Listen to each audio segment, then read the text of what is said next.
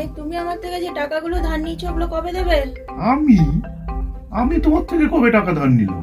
আমি জানতাম তুমি এটাই বলবে, এই জন্য তো আমি সবকিছু ডায়েরিতে লিখে রেখেছি। এই দেখো, 1 তারিখে 150, 3 তারিখেও 150 নিয়েছো। হলো? এবার নাওনি বলো। তা কত হয়েছে বলো? টোটাল তাহলে হচ্ছে 0, 5, 5, 10, 1, 1, 2, 2100 টাকা।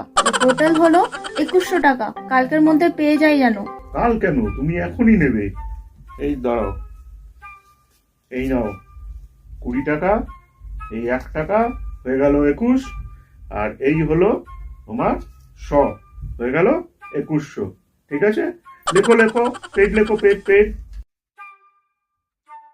হয়ে গেল। কাল থেকে আর ডিস্টার্ব করবে না কিন্তু আমাকে।